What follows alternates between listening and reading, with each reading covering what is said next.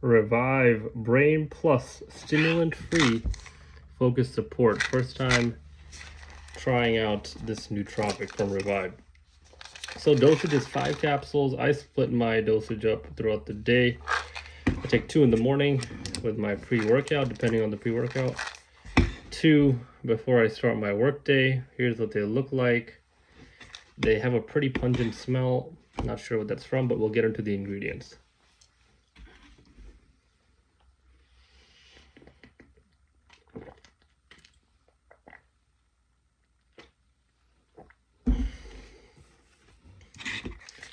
All right, getting into the label.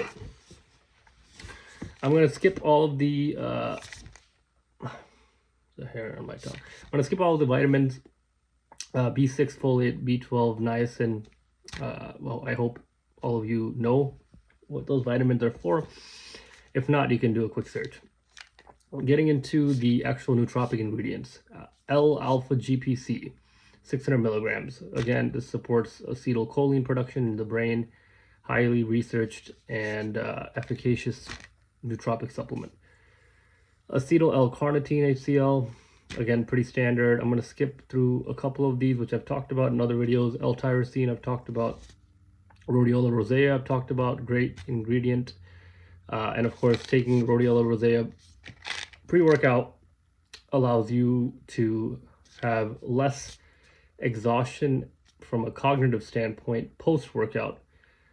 Studies have shown if you take between, I believe, 200 to 400 milligrams of Rhodiola rosea pre-workout, then that's when you can expect those benefits.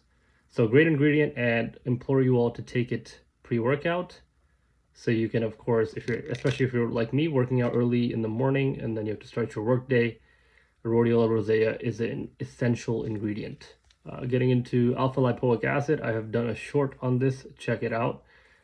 Phenomenal ingredient, and I'm glad Revive has included alpha lipoic acid, since it is a supplement that's not really found in many other products. One thing that I would have liked to seen for alpha lipoic acid is it the S or R enantiomer?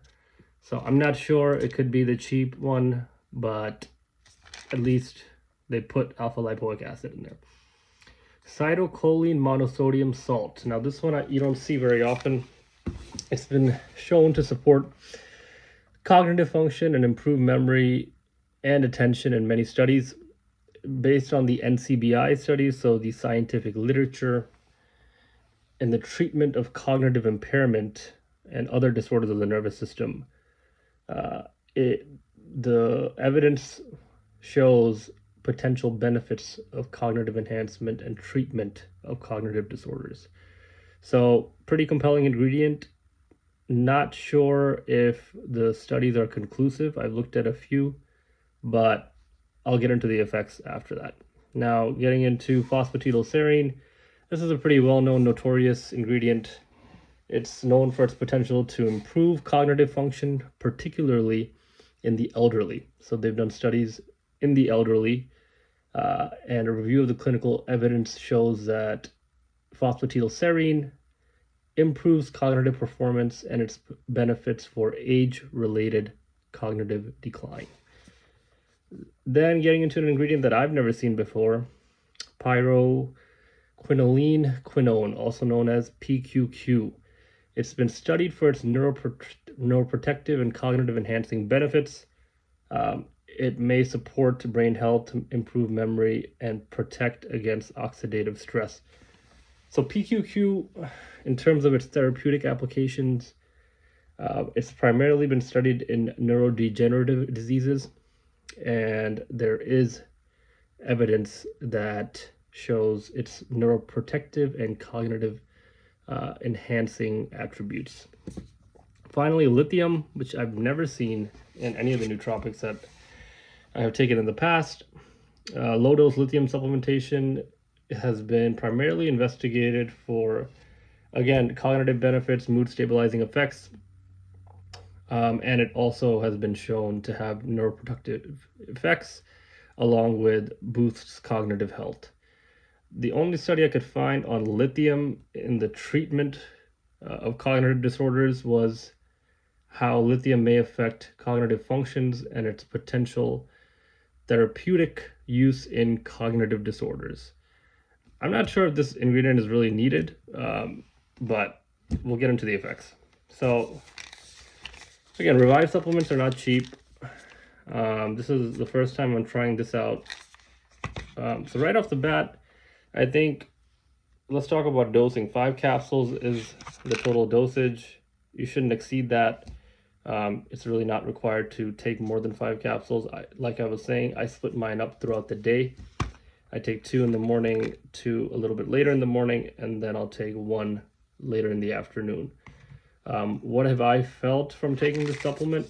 It's been a pretty generic experience. I have not felt anything profound, especially with the use of such compelling ingredients in Revive Brain Plus. I would expect there to be some, more enhanced effects from a cognitive standpoint. But if I compare this to MindLab Pro, compare this to Chemix Nootropic, Gorilla Smooth, this really hasn't stood out to me. So is it worth the, I'll tell you, it was $59.99 for a supply of 30 days. So far, I've been on the first week.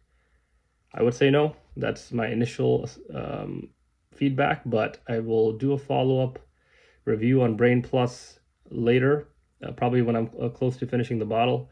So far, underwhelming, and perhaps there are some long-term effects that I am hoping to see, but typically a much cheaper nootropic like Gorilla Smooth, or a slightly more expensive nootropic like MindLab Pro is probably my bread and butter. Now, the thing with choline supplementation, one thing I would tell you all to watch out for is that there are some new studies showing that choline intake has led to heart disease based on how much you're consuming. So especially with pre-workouts that already have choline, and if you're taking a nootropic on top of it, I would implore you all to control your intake and not exceed 600 milligrams per day. And over long-term use, do not exceed 1,000 milligrams per day. Because there are studies that are coming out that are showing its potential impacts on heart health. That's it from me. I hope you found that helpful. Please make sure that you subscribe, like the video if you found it helpful. And of course, as always, let me know any questions that you may have. I don't like to talk about drug interactions, but I do know quite a bit in terms of how this may interact with, let's say, if you're taking levothyroxine, Synthroid. If you have hypothyroidism or hyperthyroidism, then more than happy to answer those questions. But again, consult your physician, and they will be the best person to tell you about any interactions with nootropic supplements. Take care, guys. Have a great rest of your week. I will see you on the next one.